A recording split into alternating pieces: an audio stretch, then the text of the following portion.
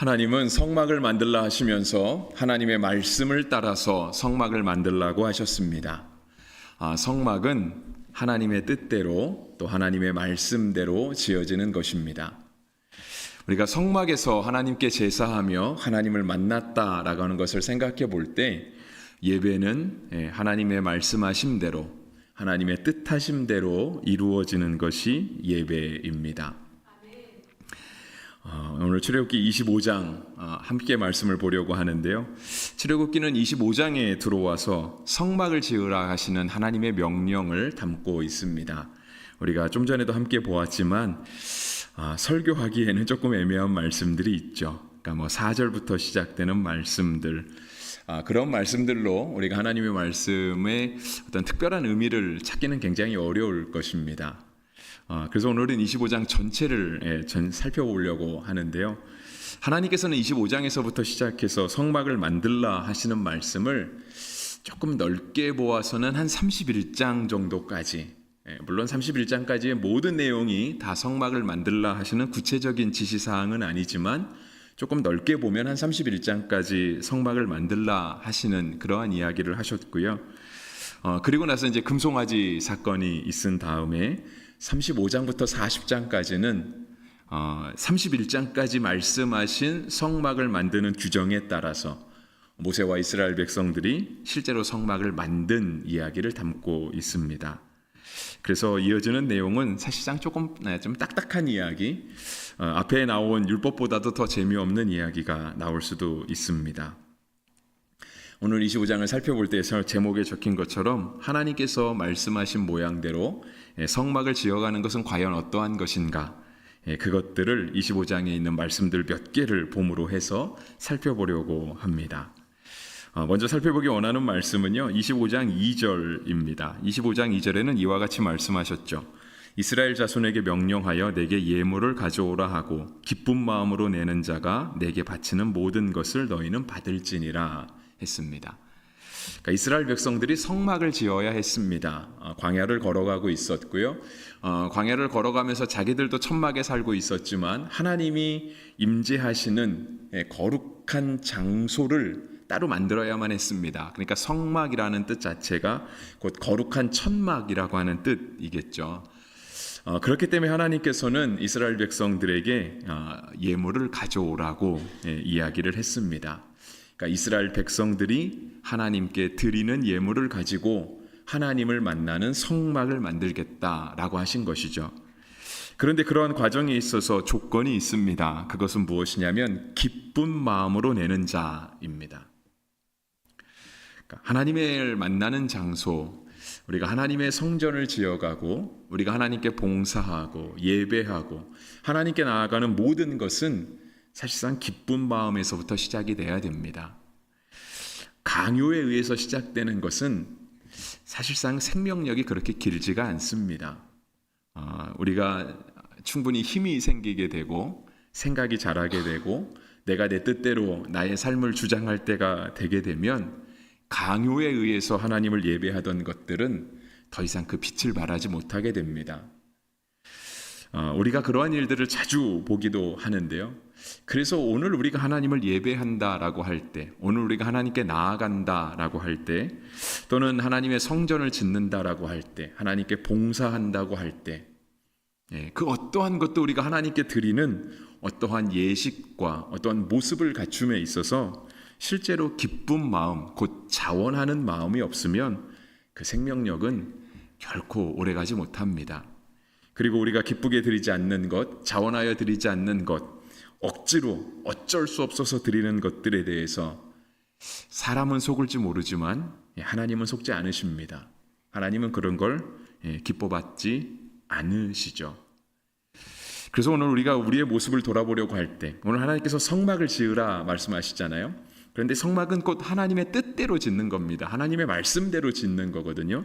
근데 그 첫 번째로 살펴볼 것은 무엇이냐면 바로 우리에게 기쁨이 있는가 하는 것입니다. 우리에게 자원하는 마음이 있는가. 우리에게 하나님께 나아감에 있어서 기쁨이 있고 자원함이 있으면 우리가 실망하지 않을 수 있습니다. 우리가 힘들기는 하지만 그것이 우리를 낙심케 하지는 않습니다. 하지만 거기에 다른 의미를 섞게 되면 때때로 그에 대한 보상이 따라오지 않을 때, 때때로 그에 대한 열매가 맺혀지지 않을 때 우리는 스스로 좌절하게도 되고요. 또 스스로 실망하게도 됩니다. 그러니까 우리가 지금까지 해왔던 예배나 봉사나 그 어떤 것들도 다 무의미하다고 스스로 그렇게 답을 내려버리게 많은 것이죠. 우리가 하나님의 성막을 세운다는 그 명분을 가지고 갈 때 가장 중요한 건 기쁜 마음과 자원하는 마음입니다. 이것이 없으면 결국은 아무것도 되지 않게 되죠. 그래서 주님도 말씀하시는 거예요. 내게 예물을 가져오라 하고 기쁜 마음으로 내는 자가 내게 바치는 모든 것을 너희는 받을지니라. 기쁜 마음으로 드리면 모세에게 묘사가 해야 될 의무는 뭐냐면 기쁜 마음으로 드리는 모든 것을 다 받아야만 했던 것이죠. 그것이 크던 작던 많던 적든 모세는 백성이 기쁘게 내는 것들을 다 받아서 그것을 가지고 성막을 세워야 했습니다. 두 번째 말씀은 조금 많이 넘어가려고 합니다. 왜냐하면 내용들이 이제 계속해서 어떻게 만들어라, 어떤 무엇이 필요하다, 또 크기는 어떻게 된다라고 하는 그런 말씀이 있기 때문에 쭉 넘어가서요 22절 말씀을 보려고 합니다. 22절의 말씀은 이렇게 얘기하는데요. 거기서 내가 너와 만나고 속죄소 위 곧 증거계 위에 있는 두 그룹 사이에서 내가 이스라엘 자손을 위하여 내게 명령할 모든 일을 내게 이르리라 했습니다. 이 부분은 특별히 이제 증거계를 만드는 장면을 이야기합니다. 하나님께 지은 이 성막은 크게 두 가지로 나눠져 있었다라고 하는 걸 잘 알고 계시죠, 그죠? 그러니까 성막과 성소와 지성소라고 하는 이 성막 안에 성소와 그의 절반 사이즈가 되는 지성소가 있었습니다. 그냥 풀어보자고 하면 거룩한 장소가 성소고요. 지성소는 지극히 거룩한 장소가 지성소입니다. 근데 이 지성소 안에 증거궤라고 하는 것을 두었죠. 증거궤는 법궤라고도 하고 또 언약궤라고도 하고요. 그 안에는 하나님께서 우리에게 주신 율법의 말씀, 그 돌판을 넣어 놓았습니다. 나중에는 이 안에 이제 만나가 든 항아리와 함께 아론의 쌍난 지팡이, 우리가 얼마 전 새벽 시간에 살펴보았던 그것도 함께 넣어 두었다라고 이렇게 말씀하고 있는데요. 이 증거궤를 덮고 있는 그 뚜껑이 있었습니다. 이제 그 뚜껑을 만들려고 할 때 뚜껑 위에다가, 그러니까 궤니까 상자잖아요. 그러니까 상자를 놓고 그 위에 뚜껑을 덮는데 뚜껑을 덮는 그 문양이 뭐냐면 이렇게 두 그룹이라고 하는 거예요. 마치 에덴 동산의 그 문을 지켰던 그룹들과 같은 모습. 그러니까 그룹이라는 거를 찾아보면 아마 천사의 모습이라고 생각했던 것 같아요. 오늘 본문에도 보면 날개가 있었다라고 얘기하고요. 두 날개가 서로 마주보고 있었다라고 했으니까 아마 이렇게 천사의 형상이 아니었겠는가라고 이렇게 생각들을 하는 거죠. 그러니까 그 위에, 그러니까 뚜껑 위에 천사의 날개가 이렇게 서로 마주보고 있는 거예요. 하나님께서 22절에서는요, 거기서 내가 너와 만나겠다라고 말씀을 하세요. 속죄소 위, 곧 증거궤 위에 있는 두 그룹 사이에서 내가 이스라엘 자손을 위하여 내게 명령할 모든 일을 내게 이르리라 했습니다. 그래서 이제 이 자리를요, 여러분들 각주에 보시면 22절에 속죄소라고 하는 그 각주에 보시면 시은좌라고 되어 있고요, 곧 은혜의 자리라고 이렇게 되어 있습니다. 그러니까 은혜를 베푸는 자리라고 하는 뜻이죠. 하나님께서 거기서 만나시겠다라고 이야기를 하세요. 가장 거룩한 장소에서 하나님의 임재의 상징이 법궤잖아요. 하나님의 임재의 상징이 있는 곳에서 하나님이 만나 주시겠다, 이스라엘 백성들에게 말씀하시겠다라고 약속하시는 거예요. 지금은 성막도 없습니다. 성전도 없고요. 역시 증거궤도 없습니다. 발견되지 않는 게 은혜일 수 있습니다. 발견되면 굉장히 어려운 문제가 생기기 때문에 그렇습니다. 왜냐하면 발견되면 우리도 율법에 따라서 1년에 3번씩은 다 이스라엘에 가셔야 됩니다. 하나님의 말씀에 율법이 그렇게 적혀 있기 때문에 그렇죠. 문자 그대로 한다면 남자분들은 아무런 핑계를 댈 수가 없습니다. 모든 남자는 다 가야 된다 했으니까. 그래서 사실상은 이런 성막이라든가 성전이라든가 이런 증거궤들은, 이런 것들은 뭐 고고학적으로 이렇게 찾을 수는 없는데요. 이제 그런 것들을 꼭 물질적으로 우리가 찾을 것이 아니라 그것이 가지고 있는 의미를 생각해 본다라고 한다면 하나님이 임재하시는 장소, 그 장소는 무엇보다도 예배라고 말할 수 있겠죠. 그죠? 그러니까 하나님이 예배 시간 통해서 우리에게 은혜를 주신다라고 말씀하시는 거예요. 그런데 늘 말씀드리지만 사실상 우리가 드리는 이러한 예배는 일주일의 시간 중에 너무 짧다 하는 거예요. 하나님께서 이 시간에만 은혜를 주신다라고 하면 하나님이 다른 우리가 일상을 살아가는 동안에는 우리에게 은혜를 베푸시지 않는 거죠. 그럼 우리가 하나님께 은혜를 구하는 기도를 할 필요도 없습니다. 새벽마다 나와서 또는 우리가 틈날 때마다 하나님 우리에게 은혜를 주십시오, 우리를 도와주십시오라고 하는 기도가 성립이 되지 않는 거거든요. 그래서 진짜 예배는 우리의 삶의 자리를 예배로 만들어가는 거죠. 그런데 증거계에서, 그 증거계 위 천사의 날개가 있는 그 자리에서 하나님께서 우리를 만나주시겠다라고 약속하신 것처럼 우리가 삶의 자리에서 하나님을 예배하며 나아갈 때, 우리가 예배자로 살아갈 때 하나님께서 우리의 삶의 자리에서 은혜를 베풀어 주실 것입니다. 그래서 우리가 살아가는 모든 자리가 시은좌가 되게 하시는 거죠. 하나님께서 은혜를 베푸시는 자리. 그리고 그렇게 은혜를 베푸시는 자리를 통해서 우리에게 은혜가 오는 것처럼 또한 우리를 통해서 우리가 세상에서 그렇게 은혜를 받으며 살아갈 때 또한 우리를 통해서 은혜가 흘러가게 될 줄을 믿습니다. 하나님이 우리를 그렇게 사용하기 원하시는 거죠. 그러니까 이 당시에 증거계가 하나님의 임재의 상징이었다라고 한다면 오늘을 살아가는 이 시대에 있어서는 우리 한 사람 한 사람 그리스도인들이 정말 하나님의 은혜가 살아있구나, 하나님의 은혜가 지금도 우리에게 임하고 있구나라고 하는 것을 보여줄 수 있는 그런 하나님의 임재의 상징이 될 것입니다. 그 다음에 보려고 하는 말씀은 30절 말씀입니다. 30절 말씀인데요, 30절은 이와 같이 말씀하십니다. 상위에 진설병을 두어 항상 내 앞에 있게 할지니라 했습니다. 진설병이라고 하는 것은 그냥 떡입니다. 떡, 그러니까 음식이죠. 그러니까 이스라엘의 12지파를 상징하는 음식이었고요. 이 진설병 상위에 진설병이라고 하는 이렇게 음식을 놓아 두었습니다. 그런데 음식이었기 때문에요, 일주일마다 이렇게 교체를 해주었습니다. 그러니까 안식일마다 교체를 해주었죠. 안 해주면 상하게 됐고요. 그 일들을 하는 사람들은 이제 제사장들이 그 일들을 했습니다. 이 12개의 떡은 이스라엘 백성을 상징을 했습니다. 이스라엘 백성은 늘 하나님의 거룩한 장소, 성소 안에 들어가 있어야 하는 것이죠. 그 앞에서 이렇게 펼쳐져 있어야 되는 거예요. 이게 마치 우리나라의 어떤 제사의 개념처럼 이렇게 제사상을 차려놓고 술을 따르고 절을 하고 하면 귀신이 와서 먹을 것이다, 이런 개념으로 펼쳐놨던 것은 아닙니다. 성소 안에 이렇게 이스라엘을 상징하는 떡 12개를 펼쳐놨던 이유는 아주 단순한 거죠. 이스라엘 백성이 하나님 앞에 있다라고 하는 것을 보여주는 거예요. 근데 하나님은 기억하고 계실 거 아닙니까? 하나님이 설마 이스라엘이 12지파인 것을 몰라서 떡 12개를 갖다 놓으라고 하지는 않으셨겠죠. 그죠?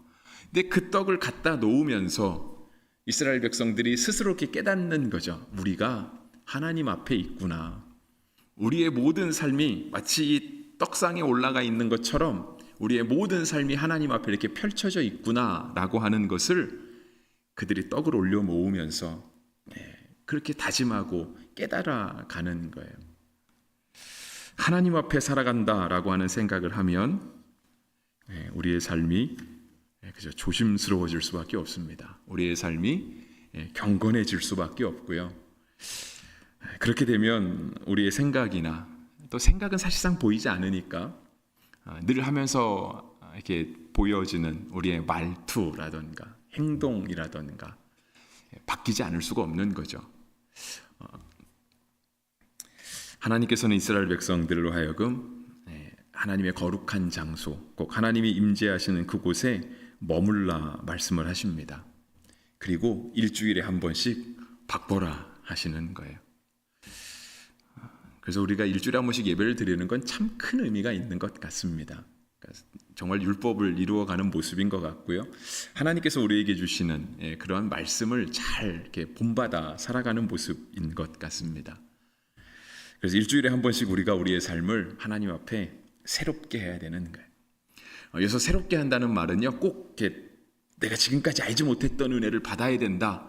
이러한 강박관념이나 부담감을 주는 것은 아닙니다. 물론 하나님은 풍성하신 하나님이세요. 하나님은 측량할 수 없는 하나님이거든요. 그래서 우리가 매일같이 1년 365일 아니면 평생을 살아가는 그 기간 동안 하나님 우리에게 새로운 은혜를 주십시오라고 하면 하나님 우리에게 분명 새로운 은혜를 주실 수 있으십니다. 왜냐하면 하나님은 풍성하기 때문에 그래요. 우리가 측량할 수 없이 풍성하거든요. 그런데 사람은 그걸 다 깨달을 수가 없죠. 그러니까 그걸 다 알아차릴 수가 없어요.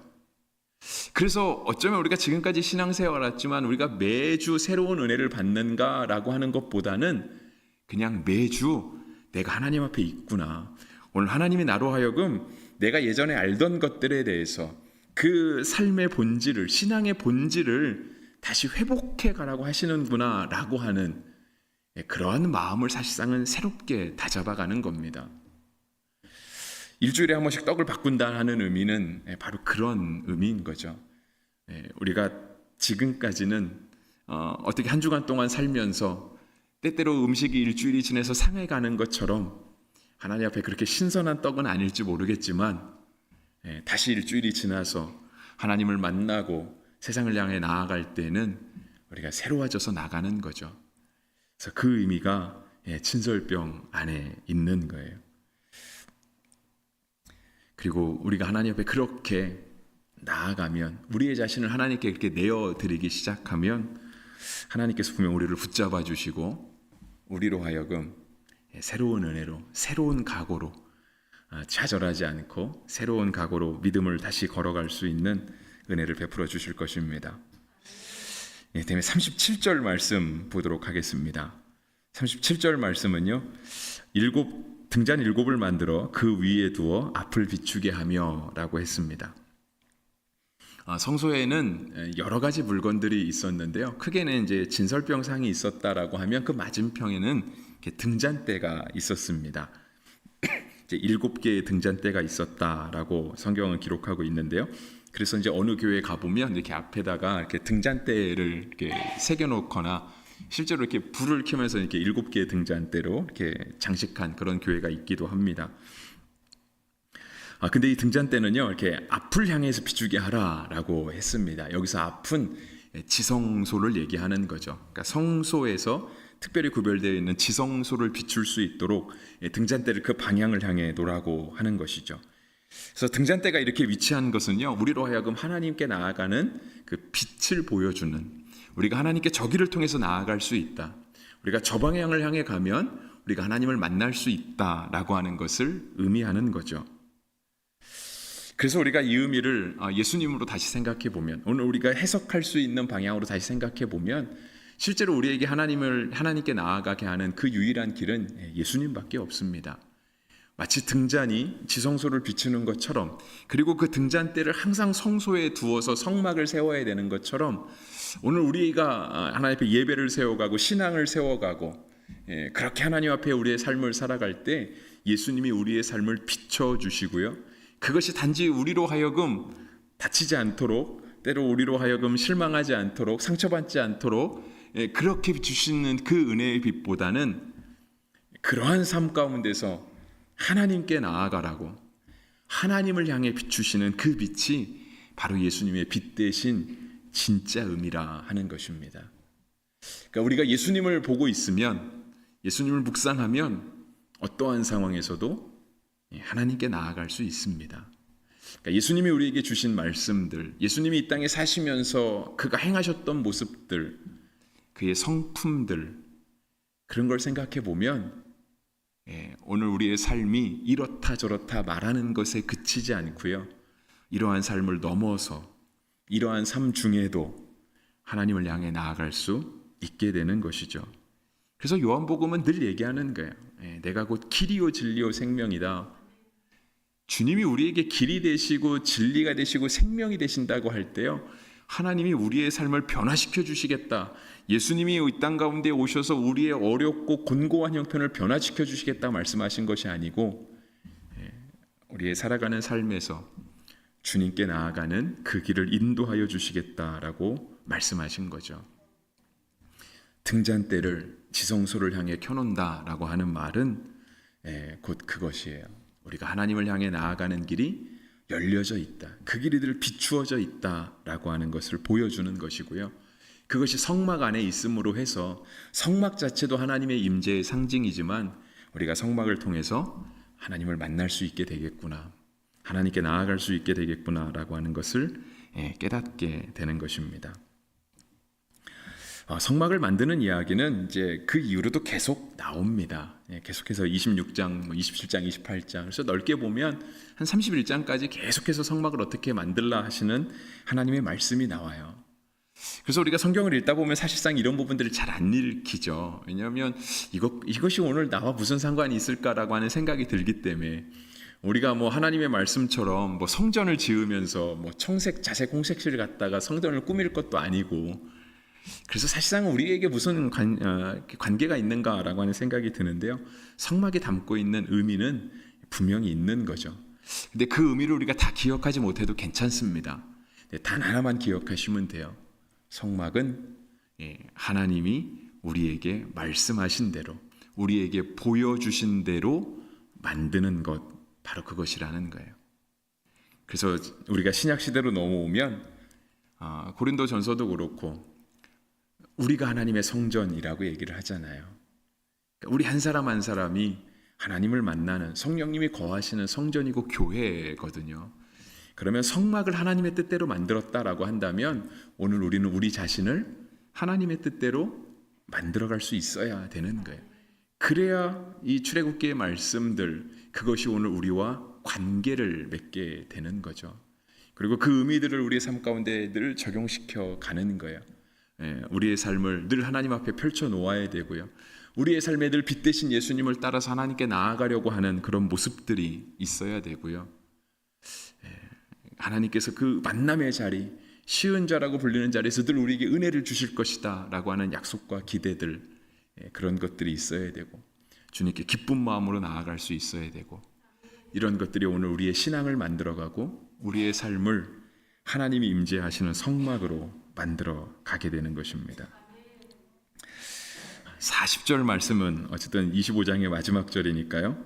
40절 말씀도 그래서 아까 한 얘기를 계속해서 반복하고 있습니다. 너는 삼가 이 산에서 내게 보인 양식대로 할지니라 했습니다. 지금까지도 보여주셨고 앞으로도 보여주실 것입니다. 근데 그 말이 있죠. 너는 삼가 이 산에서 내게 보인 양식대로 할지니라. 그러니까 삼가다라고 하는 말이 있어요. 삼가다. 찾아보면 한글이더라고요. 그러니까 한자어가 특별히 없더라고요. 그래서 참 좋은 말이라고 생각을 합니다. 그러니까 우리가 장례식에 가서 이렇게 뭐 삼가, 뭐 고인의 명복을 빕니다. 그런 의미는 같지만 이 삼가다고 하는 말이 참 괜찮은 말 같습니다.